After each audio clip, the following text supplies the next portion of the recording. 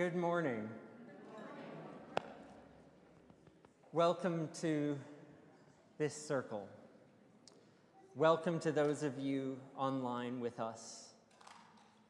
We're one community, even though we may be in lots of different places.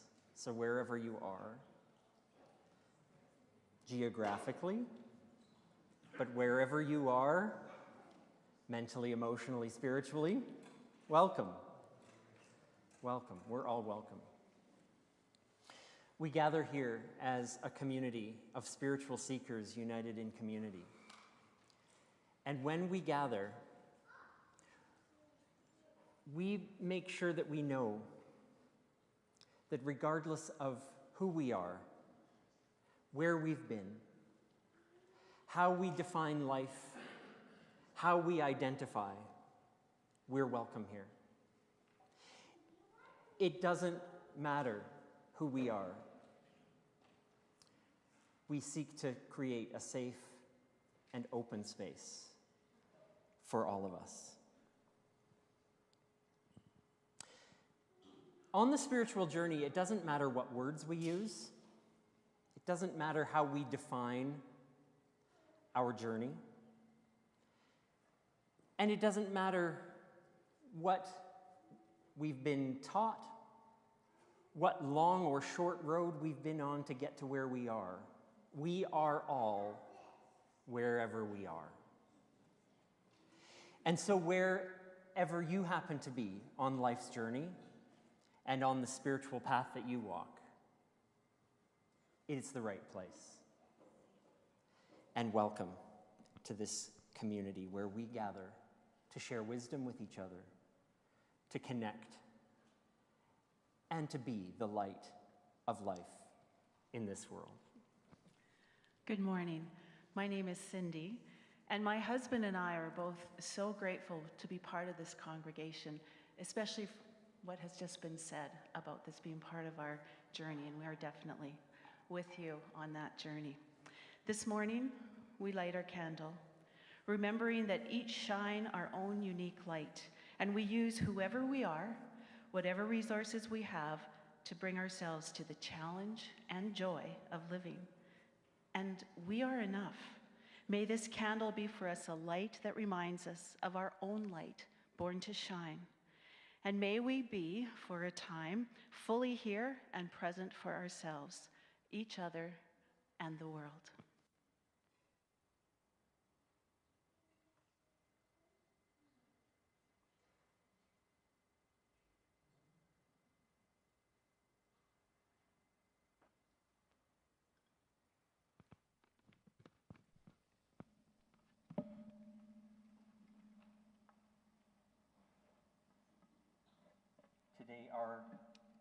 Today our land acknowledgement comes from a member of the Moving Forward to Reconciliation Committee, and we're lucky to have Kim come to us, though not in person, by video today. And so we welcome Kim with her message of the land this morning. The land acknowledgement for this Sunday, September 3rd, from the Wolf Creek Public School. We acknowledge that we are on Treaty 6 territory, and we recognize all the many First Nations, Métis, Inuit, and non-First Nations whose footsteps have marked these lands. We respect the history, tradition, languages, and legends of all the First Nations people of Treaty 6 territory. We honor ancestral homelands of the Cree, Dene, Saulteaux, and Nakota Sioux, as well as the Métis Nations of Alberta Regions 3 and 4. We thank the courageous caretakers of the two-legged, four-legged, finned, feathered crawlers, trees, and plants of this land, as well as the waters, sun, and moon.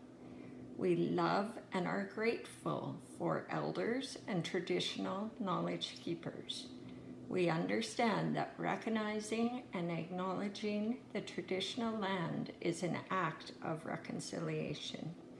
It shows humility and gratitude to those whose territory we reside on and are connected to. We wisely and honestly express our gratitude to all the First Peoples for sharing their truth. This reading is an acknowledgement of the historical relationship between Indigenous and non-Indigenous peoples and communities on Turtle Island. It is a call to action to walk together towards reconciliation.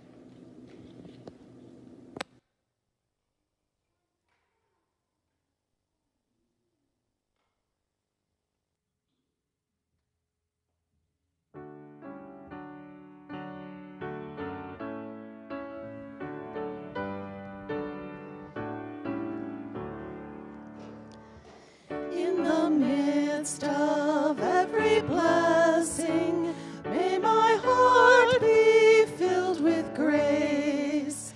Streams of goodness ever flowing, call for songs of highest praise. May my words be filled with gratitude, may my glad heart humble be. As a holder of a blessing, may I share it gratefully. In the midst of every trial, may my heart be filled with grace. Streams of comfort ever flowing, call for songs of highest praise.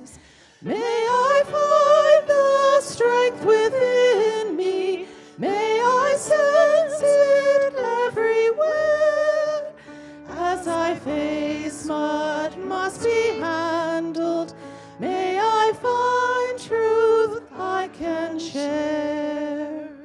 In the midst of every blessing, may my heart be filled with grace.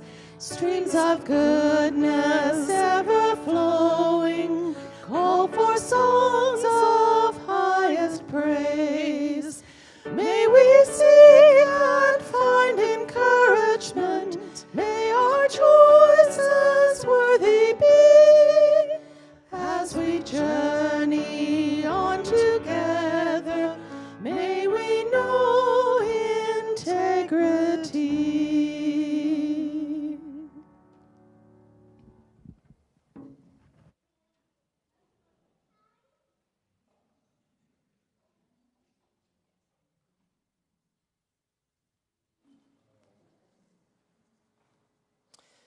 We'll share a time of invitations and those things that are coming up in the life of the community. And if you would have anything to share with us, invite you to come forward so that we might hear and celebrate and honor all those things we're doing. Just a moment to share some gratitude for all the ways that you help and support and work for the good of this community and the broader community with which we support. For those of you who donate automatically every month, so much gratitude for that. And if you'd like to make a donation today, there's a box at the back that will receive your donations. All that we do comes from our own efforts. We receive no money from the United Church of Canada. In fact, we collect, as every community does, so that we can support the broader work of the United Church. So all of our money that helps fund our programs, our facility, our work in the community is thanks to you. And some of that goes in our mission and service funding to help those across our country and across our world that need it most. So thank you for all the ways you contribute.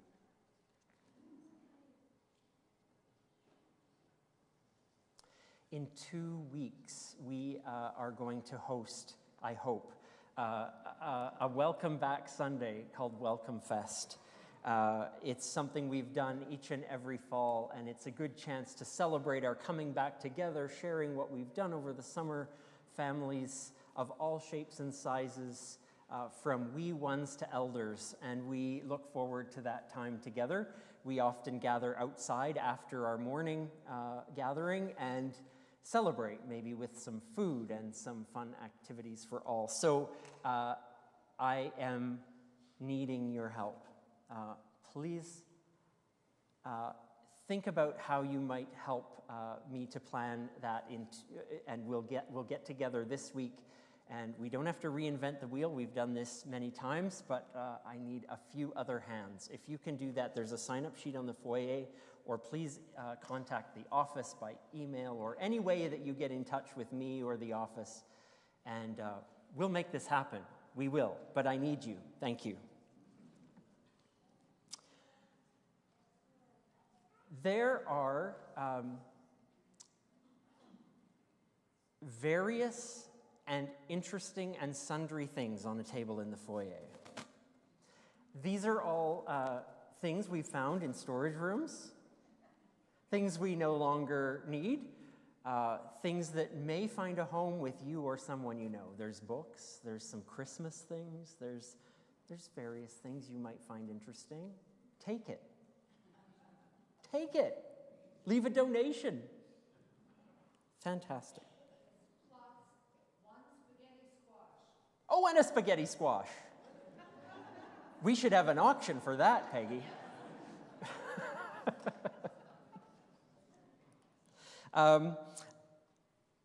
We heard from Kimberly Fischbach earlier in our land acknowledgement, and she has another announcement for us in terms of the work of that committee and how they will be engaging with us through the month of September. So here, via this video, is Kimberly again. Good morning. I'm Kimberly Fischbach, one of the members of the Moving Forward to Reconciliation Committee. Each Sunday in September, a member of the committee will be doing the land acknowledgement and a short minute, explaining what Truth and Reconciliation Day, September 30th, and Orange Shirt Day represents. This Sunday, I'll be addressing the status of the Truth and Reconciliation Commission's 94 calls to action. Next Sunday, Ruth Stevenson will be looking at the 4 calls to action regarding church apologies and reconciliation. The third Sunday, Ruth Stewart-Verger will address what the United Church has done and is doing towards reconciliation. The last Sunday will focus on the remit to move towards establishing an autonomous national Indigenous organization within the United Church.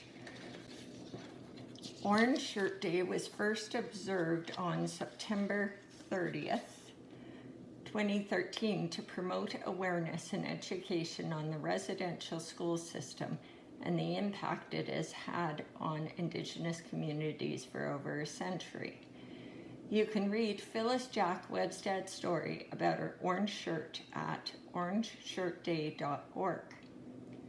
In 2021, in light of over 1,000 unmarked graves found near former residential school sites, the federal government adopted September 30th as a National Day for Truth and Reconciliation.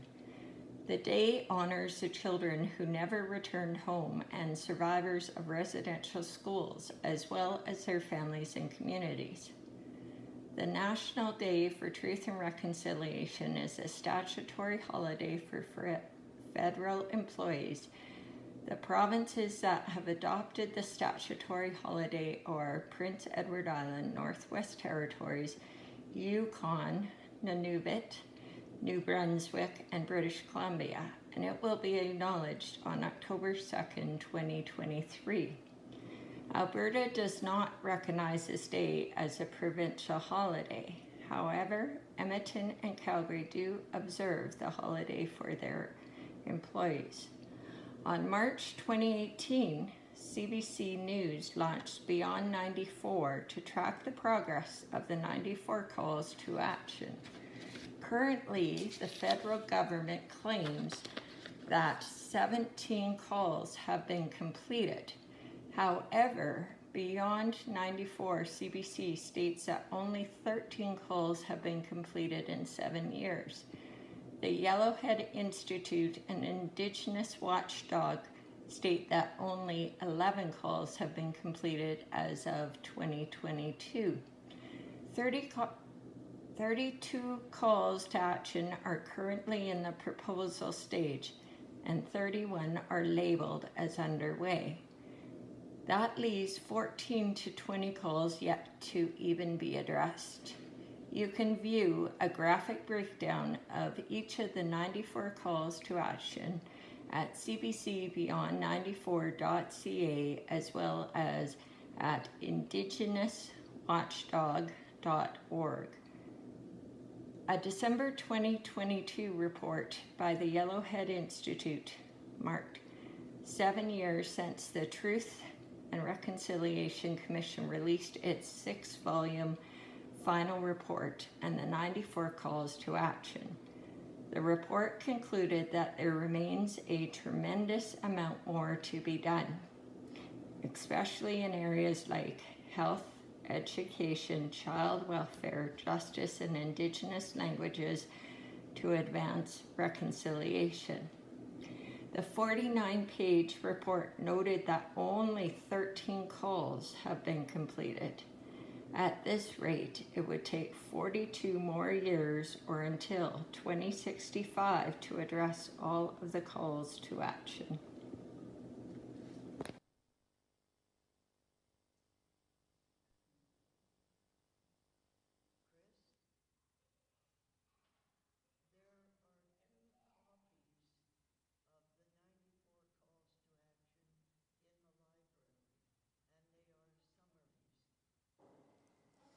Gilda is reminding us that there are 2 copies of the calls to action and summaries in the church library, so we can access them there as well.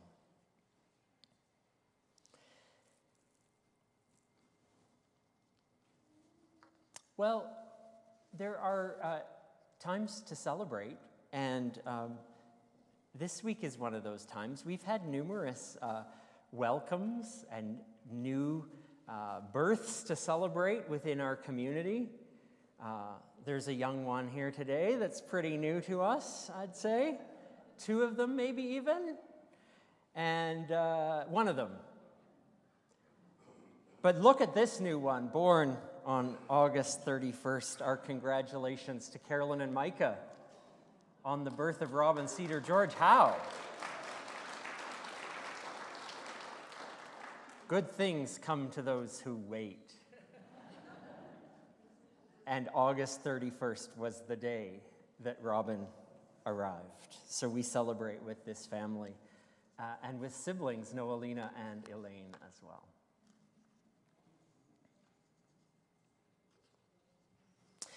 And alas, birth and death sometimes are related, like the seasons of the year. And so today, it saddens all of us to honor the life of Lorne Lee.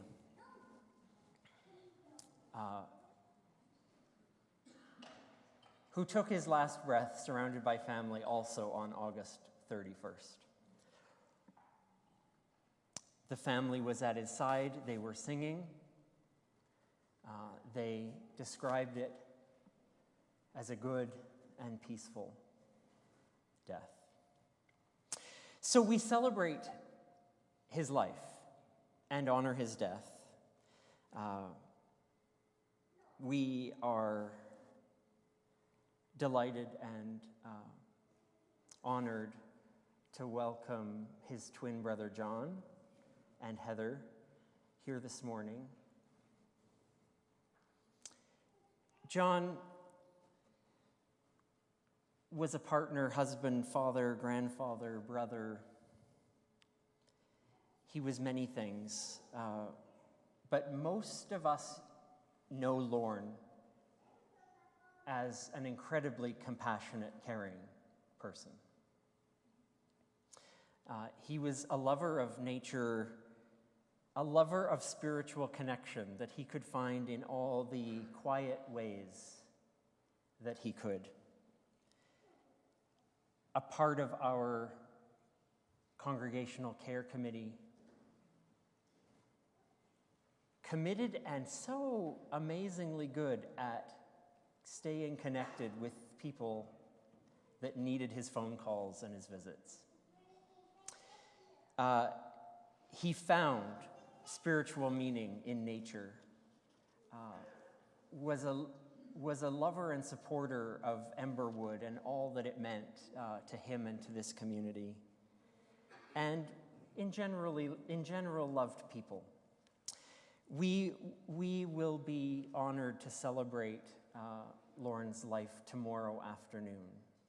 That's Monday, September the 4th at 1 o'clock in the afternoon. We're all welcome to join here in this space or online live at the place where we are live each and every Sunday morning. So feel welcome to honor and celebrate Lauren as we gather as his community with his family and his friends tomorrow afternoon.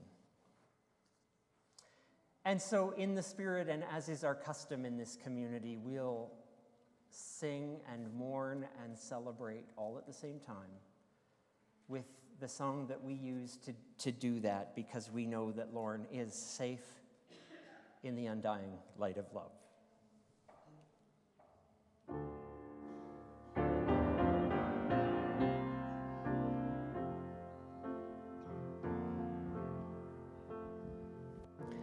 Safe in the undying light of love.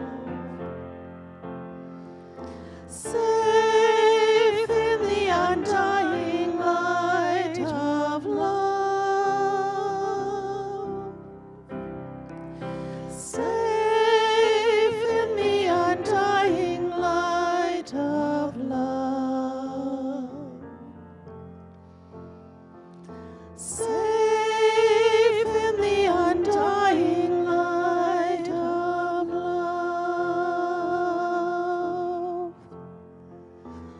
All laughter, all our grief, all our stories, all our joy, the one we now remember, the ones for whom we care. Safe in the undying light of love. Safe in the undying light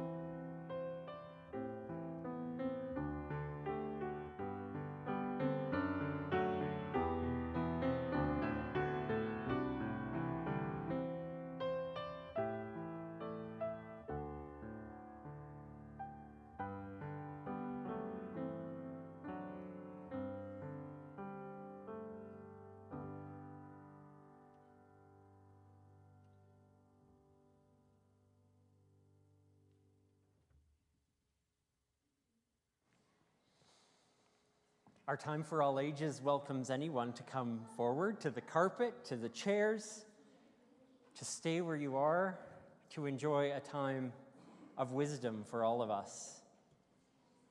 Anyone want to hear a story? Oh, that was me.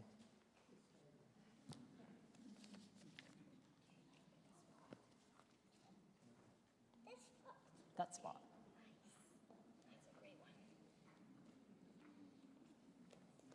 You're on the yellow spot. Hi, everyone. I want to read a story to everyone today that's about our imaginations and doing things together. It's called The Empty Fridge. It's by Gaetan Doremus, maybe. Doremus. I don't know. But there it is.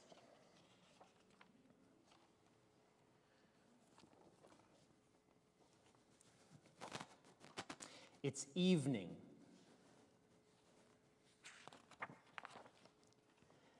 Today, some people have spent their time chatting on the phone on their balconies. Others have been pedaling on their bike. Some people have been playing music non-stop. Others have had an exhausting day. Phew. While others have been having a long lunch. Now it's evening. Everyone's day has kept them very busy, so much that no one has thought of buying anything to eat. There's not a single packet of noodles in a single cupboard. Not a single onion in anyone's fridge. To make a long story short, it's a disaster. Look, everyone in this building is looking for something to eat. And they can't find anything good for dinner. Look at Andrew. He has next to nothing to eat. It's a crisis. Andrew has no choice. What do you think he has here? What is this? Carrots. Oh, they're carrots. It looks like he's got 3, if I count right. 1, 2, 3. Andrew has no choice. He goes upstairs to see his neighbor on the first floor. If only he had some peas. Let's see what he finds. Here's Nabil. He's no better off than his neighbor downstairs. All he has in his fridge tonight are 2 eggs and a piece of cheese. Right here, yellow. Sorry, says Nabil. Oh dear, says Andrew. We're not going to get very far with 3 carrots, 2 eggs, and some cheese. Suddenly, Nabil drags Andrew up to the floor above. With a couple more ingredients from the family upstairs, we might be able to make a nice little vegetable bake, hey? Here's Lucy, Sandro, Julie, and Lilia. They're desperately trying to come up with a miracle recipe using just a green capsicum. What's a green capsicum? A green pepper? Oh, thank you. Oh, there's smart people here. And some chives. Then there's a knock on the door. Andrew and Nabil ask them if they wouldn't happen to have a little something. Well, we've only got a capsicum, now we know what that is, and some chives. Apologizes Lucy. It doesn't look like they'll be able to make that vegetable bake. Oh no. So now they all go up to the 3rd floor, hoping to find a new ingredient or a recipe, or even better, both. The next floor looks red. I wonder what they're going to find. Now we meet Claire, 3rd floor Claire. There are some tomatoes sitting on her kitchen table. Did you know it was going to be tomatoes? Claire offers to make a big mixed salad, but no one is too hot on the idea because it's a bit cold today. No one wants salad. Oh well. There's only one lady on the top floor left to see. Let's see what she's got. It's Rose. She also has forgotten to go shopping. Ah. She rummages through her cupboards and unearths a little flour, some butter, and some milk. That's all the building can come up with. along with 3 carrots, 5 tomatoes, a capsicum, some chives, 2 eggs, and a little bit of cheese. Too bad there's not another floor in this building, they all say. It's getting serious. Rose invites all her neighbors into her living room so that they can think more comfortably. They think and they think and they think. Suddenly, Rose gets to her feet, smiling. With all these ingredients, we can make a quiche. Some pastry, the mixture in the middle, and bingo, into the oven. We've got everything we need. So look, they all go into the kitchen. There is enthusiasm, and the whole team gets busy. Nabil prepares the pastry with flour and eggs, while Julie butters the quiche dish. Rose preheats the oven, and they cut and slice and chat and laugh. Look, they're all working, they're all having a good time. A little salt and pepper, some grated cheese on top, and voila! The quiche is ready for the oven. The only thing to do now is wait. All of a sudden, the neighbors start to notice a murmur coming from outside. They hurry out onto Rose's balcony. They're amazed to discover that all the neighbors in the surrounding buildings are also gathering on the top floors. Everywhere they look in every direction, neighbors have come together to make their own dinners. Oh, look at this. Little by little, the streets and the squares and the nature strips and the parks fill up with tables, and the neighbors sit down to eat. Everywhere there is chattering and laughter. Thousands of quiches are shared and eaten. Slices of quiche, slices of life. It's such a pleasant and refreshing thing to do. And people find themselves asking each other, why don't we do this every day?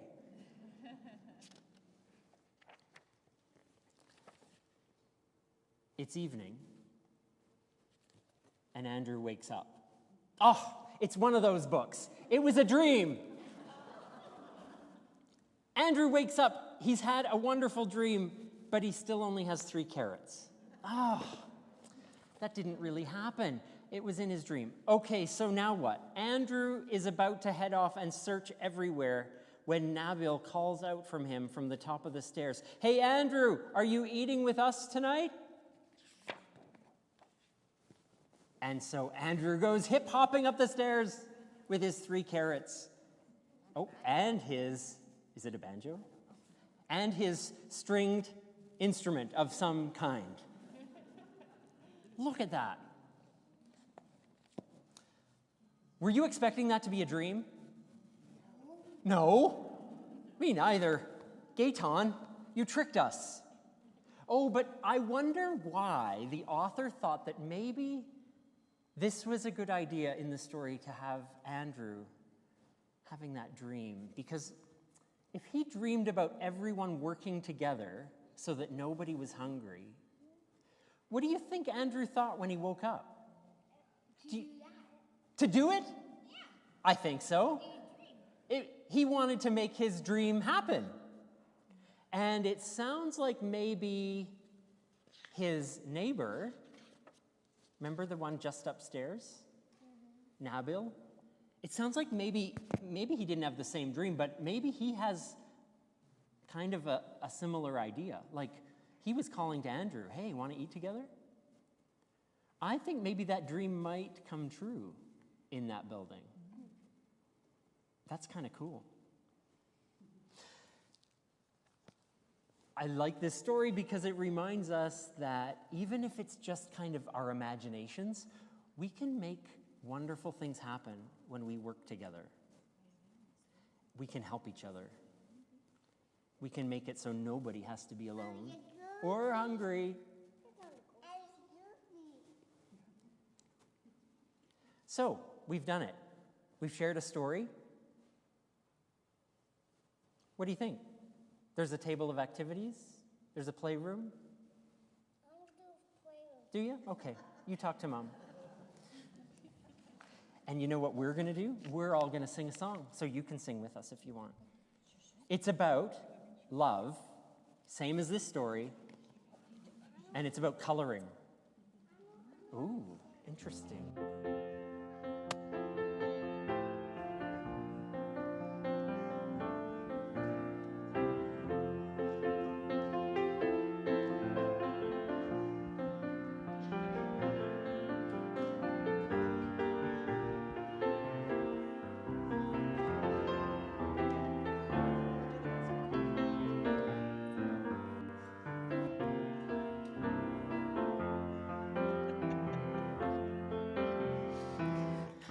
My love colors outside the lines, exploring paths that you could never find, and takes me into places where I've never been before, and opens doors to worlds outside the lines. My soul longs to color outside the lines. Tear back the curtains, sun, come in and shine. I want to walk beyond the boundaries where I've never been before. Throw open doors to worlds outside the lines. Never see a rainbow without passing through a storm. Body and soul need a soaking from time to time. And we'll not see sunlight dawning if we never brave the dark and realize there are worlds outside the lines. My soul longs to color outside the lines. Tear back the curtains, sun, come in and shine. I want to walk beyond the boundaries where I've never been before. Throw open doors to worlds outside the lines.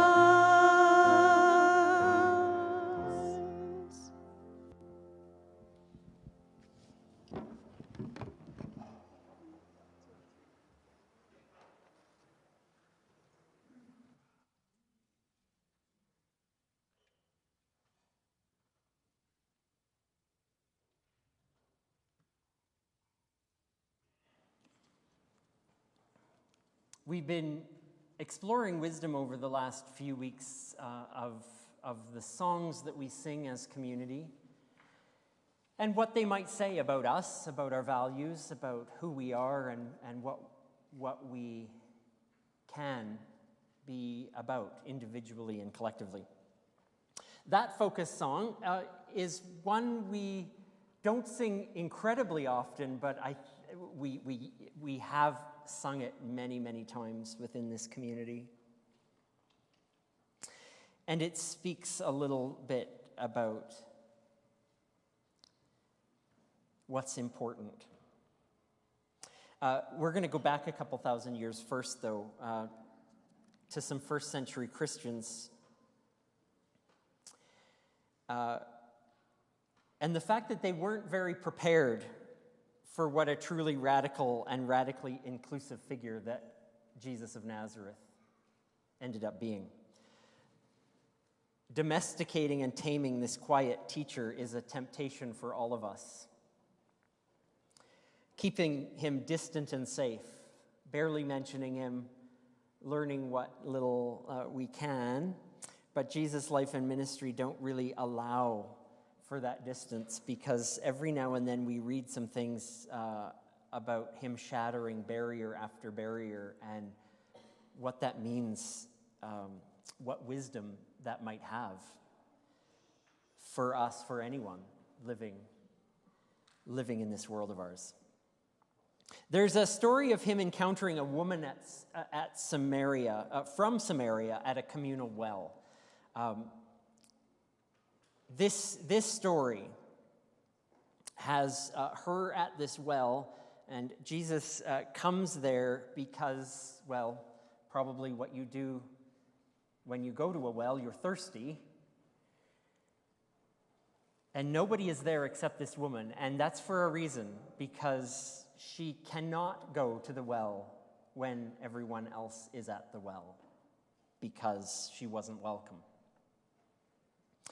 She was a foreigner, she was from Samaria, and Jesus meets her, and the first thing he does is ask her for a drink. And then they talk about why he, a man, for one thing, was talking to this woman, a stranger, something culturally not typical. Why, for another thing, he was deigning to talk to a foreigner. They also talked about him being a teacher, spiritual leader, talked about him and the reasons why she was feeling rejected from her social circles. And yet not a word of condemnation passed the lips of Jesus when she tells her long story of her challenging life. Not a word of condemnation. Instead, the woman felt heard and understood and cared for, something no one expected out of a story about a Galilean meeting a Samaritan. Jesus had treated her with dignity and respect and made a connection, so much so that that dignity and respect transformed her life in some way.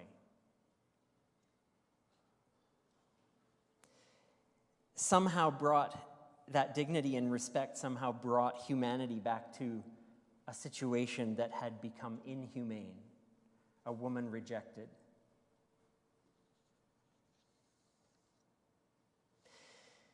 This story is a striking example of what it means to reject conventional religious and cultural thinking.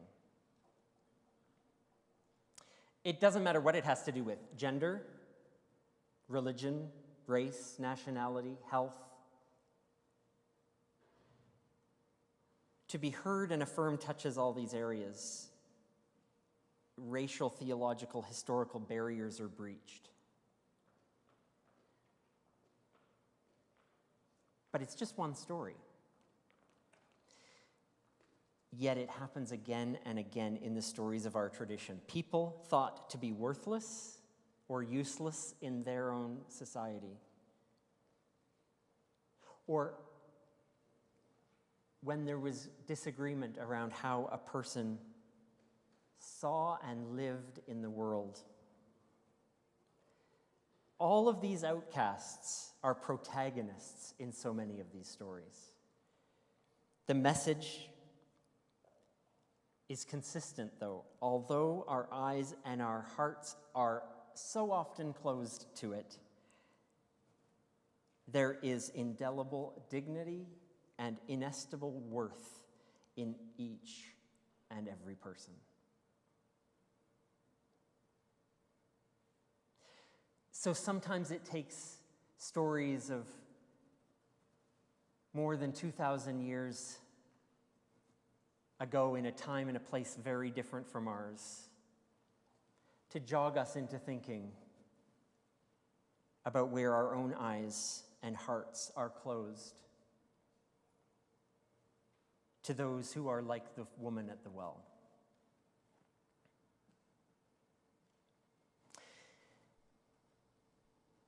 In this verse that we just sung, Gordon Light paints a picture about how our love can impact those around us and the world. There are lines, not just in coloring books, Our culture draws lines. Our social structures draw lines. Our politicians draw lines. Those who make our globes and our atlases draw lines. Our families draw lines. Some of them keep us safe, and some of them just keep us protected and ignorant.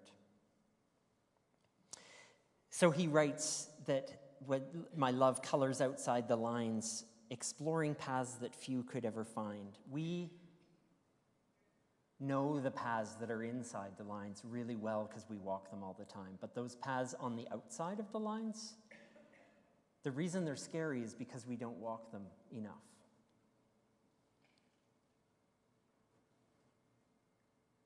It takes us to places where we've never been before. That's the scary part.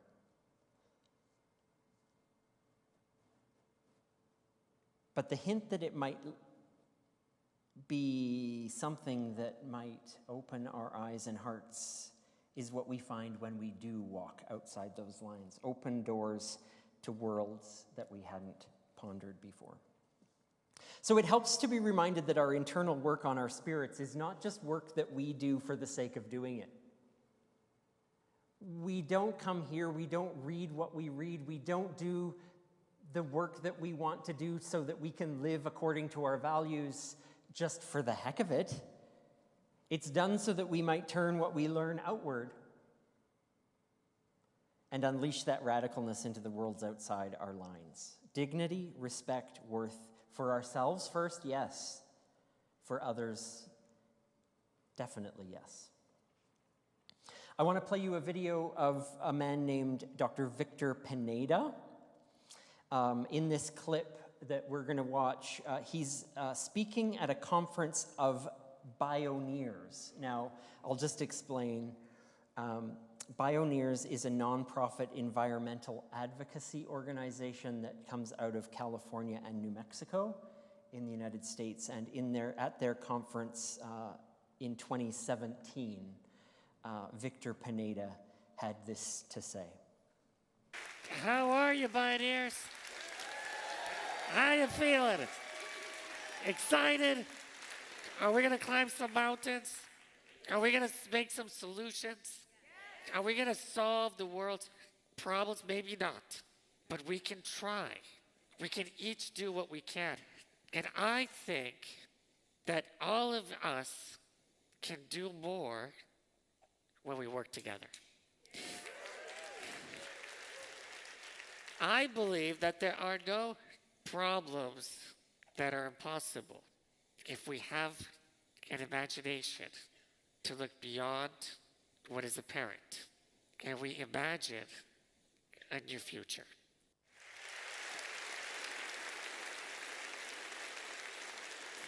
But it's really how we apply the skills that we have and what we do in search for social justice. What we do in search for making a contribution. You see, this image represents a spirit of adventure, something that I've carried with me my entire life. Go to places where people need to rediscover what's possible, share my vision and imagination of what we can do when we eliminate the barriers that limit our potential, when we eliminate the limiting beliefs, when we reimagine what's possible. You see, inclusion really is not about just who's in or who's out. Inclusion is about understanding the diversity of all of our lifestyles and all of our preferences. It's not about whether you can see or you can't see. It's about a spectrum of abilities. It's not about whether you can walk or can't walk, but how you prefer to move around. You see, there are 1 billion people in the world that live with a disability. That's 1 in 7. And that just rises dramatically with aging. After 60 years old, the percentage of people with disabilities is about 45%. And after 80, it's about 75% of people over 80 experience some disability, some challenge, some encounter some way that they want the world to be a little bit more inclusive, a little more accessible. That's why I put all these images here, these icons, because it's also situational. It's how you experience the world around you, it's your environment. We can either make environments that are inclusive, or we can make environments that keep people excluded, people out. Now, you guys probably recognize this place. This is the Playa at Burning Man. You see, Burning Man taught me that inclusion is a state of mind as well. You can be in the most inhospitable environment, but if people welcome you with open arms, curiosity, ask about what your preferences are, how you want to be treated, meet you on your terms, almost anything can happen, including having a radical good time. So what do we do? What do we do to tackle the issue of inclusion?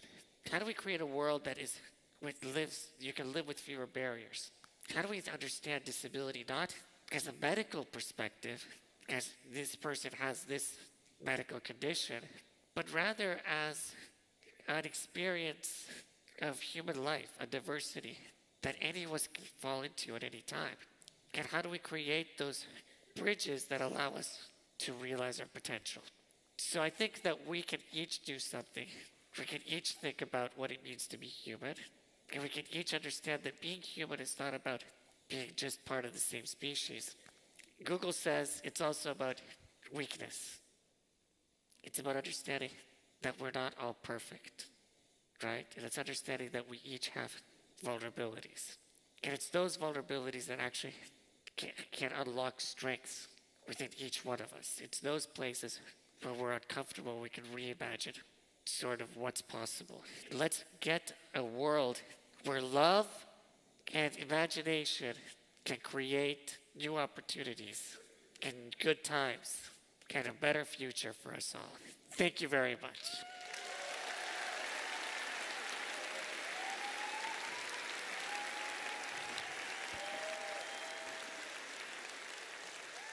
Thank you so much.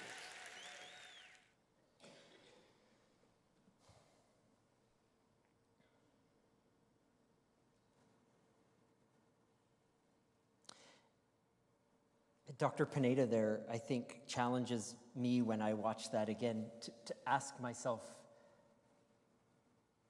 what is inclusion and what is it to be human?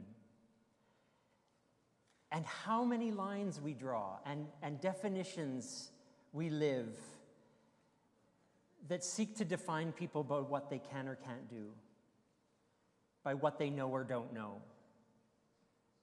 by whether they're part of our tribe or they're not part of our tribe.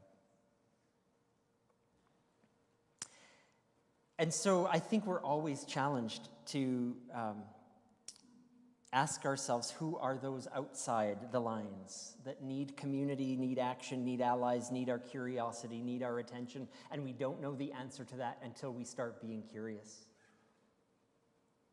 Asking a woman at a well for a drink of water. Approaching a man on a beach in a silly hat in a wheelchair to tell us their story. And so we never know where that might lead.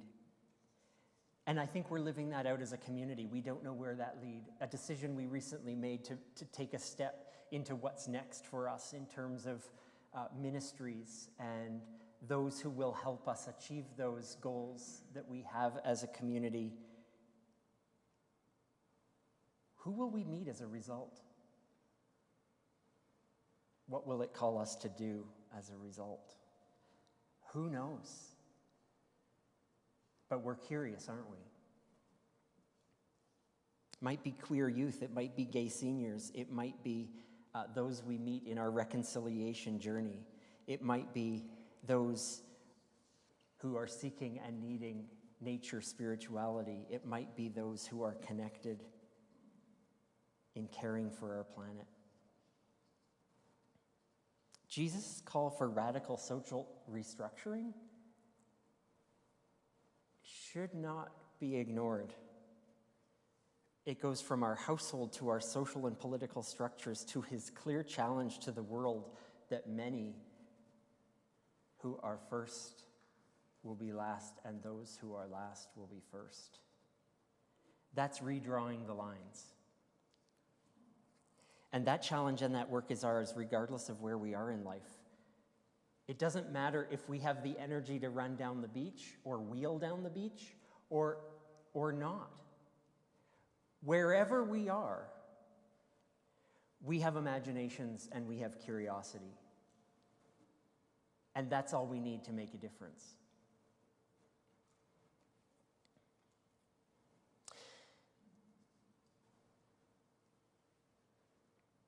The last thing I'll say is that I love what Pineda said about our vulnerabilities.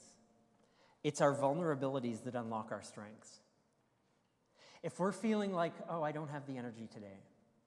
If we're feeling like, oh, I just can't do that.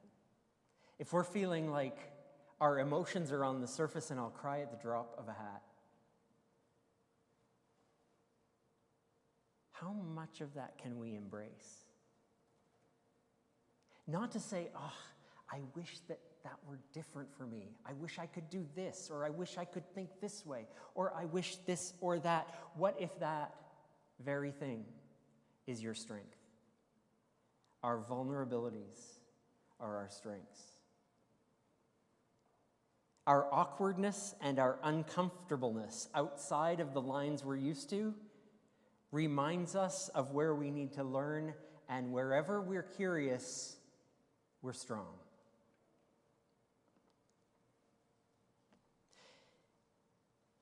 Gordon Light reminds us in his song about this very thing, about our strength and our vulnerabilities. We'll never see a rainbow without passing through a storm. So let's not shun the storm. Let's not stay out of it. Because our body and soul does need a soaking from time to time. And we'll not see sunlight's dawning if we never brave the dark and realize there are worlds outside the lines. So, here today, we talk about this stuff. Great. We're wondering, how do we do this? What do? We stay curious. Okay. But we also need actions to make it real. We live our values, right? We don't just talk them or think them. We have to live them. And to rehearse it, to make it real for us, we have to do that as a community. Because we rehearse it with each other until we get it so that we can do it wherever we need it. And so it is with meaning and symbol, with individual and community celebrations and rituals to nurture and challenge us, regardless of our religious, secular, or spiritual background. Regardless of where we're from or what we're going through, who we are, we participate in things that help us rehearse the living of our values. One of the ways we do that underlines that is our table ritual, which we have spread before us here. It's a metaphor of a meal. Sure, it's just a few grapes and a piece of bread or two.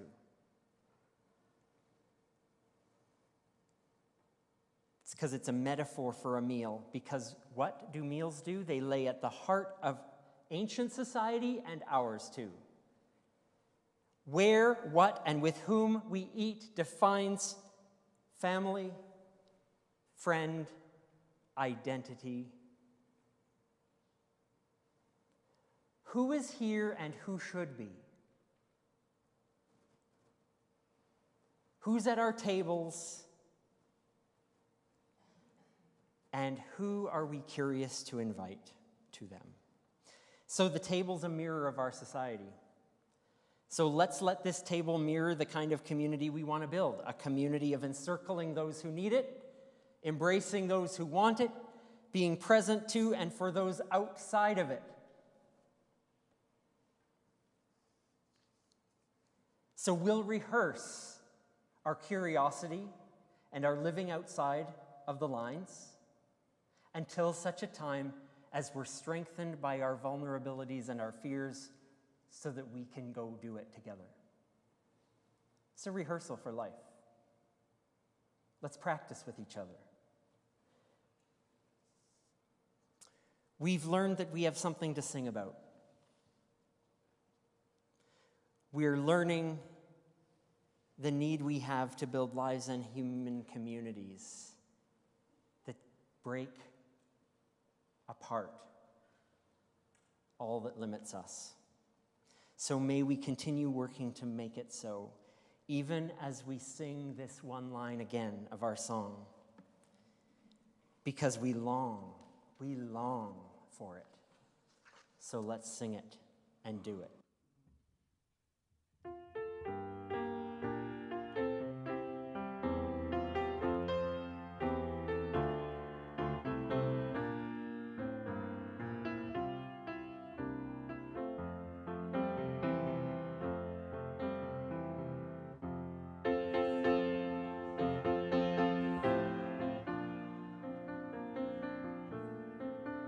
Tear back the curtains, sun, come in and shine.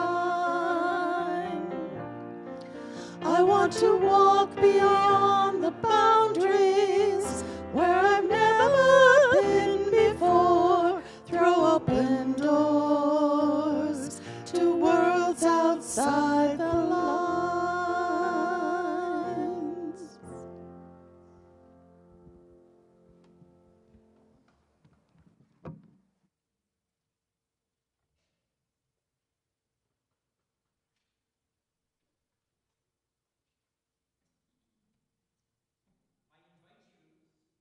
I invite you here or at home or wherever you happen to be to participate in this ritual, not just with your words, but with your actions and with your hearts, and knowing that the food you have before you doesn't matter.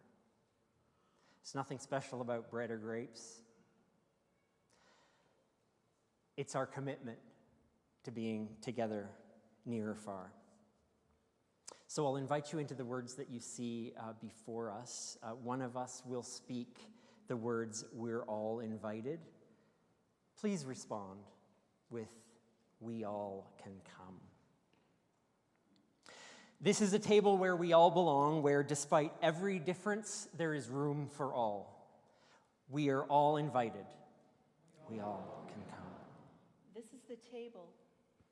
This is the table where we celebrate the spirit of compassion and inclusivity, of hospitality and generosity, where we recognize our communion with all, with each other, with our spiritual forebears, with all peoples and cultures, with the earth and the entire cosmos.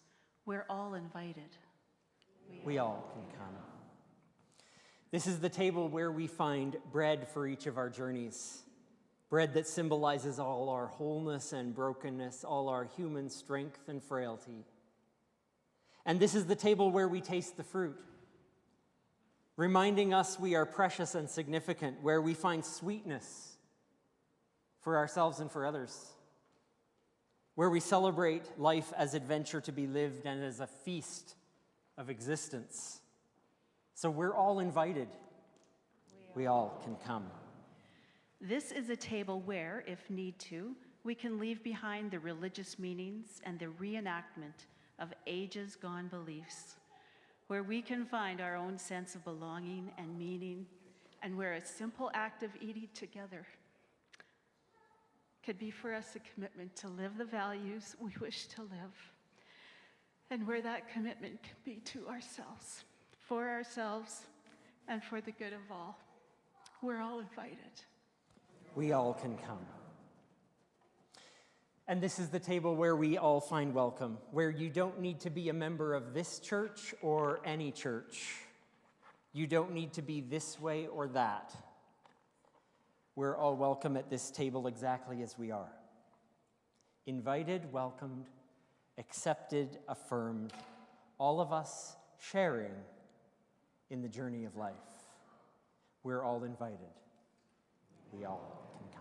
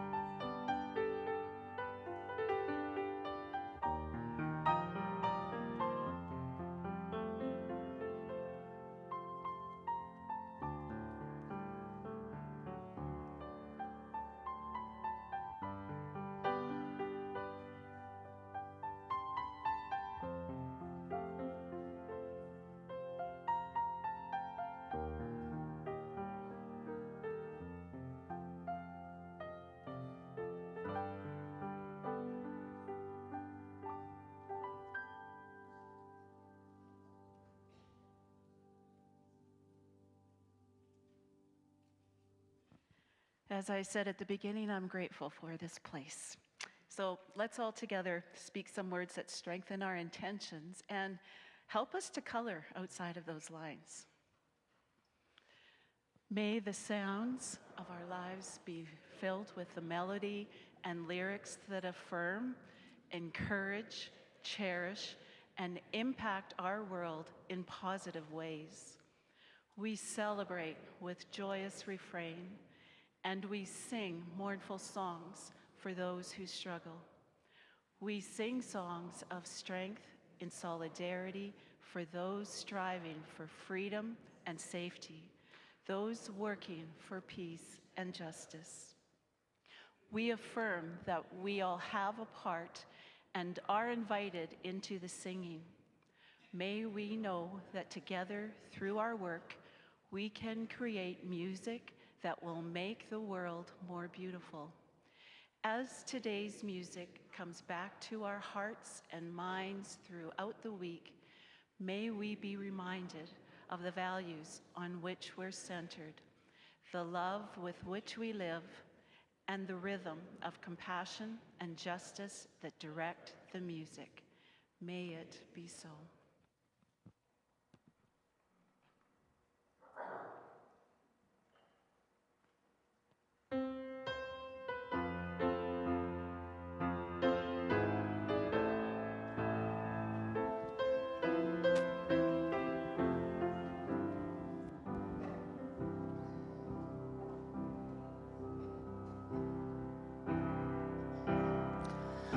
No empty words, no rote platitudes, no wishing for some magic easy fixes, no tricks or loops, no dense dogmatic truths, no secrets to all of life's questions, just our highest values, our truest feelings, our best responses, our honest acts, our thirsty spirits, our questing minds, our open hearts, our old compassion.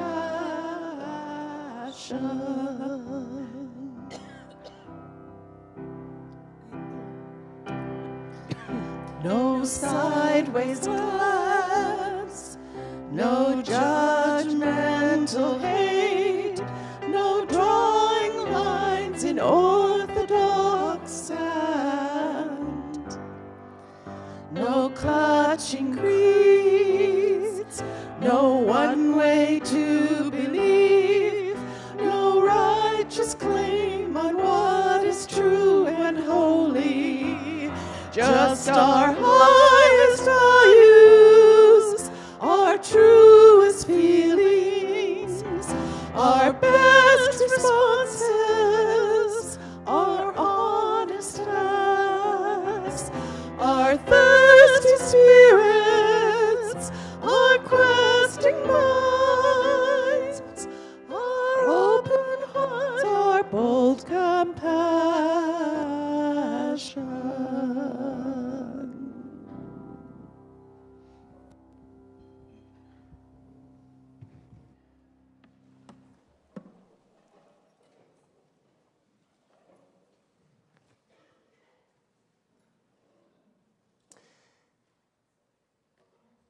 Let's go outside of the lines in our work and our life and our creativity and our curiosity, but let's not forget in the song that we're meant to color.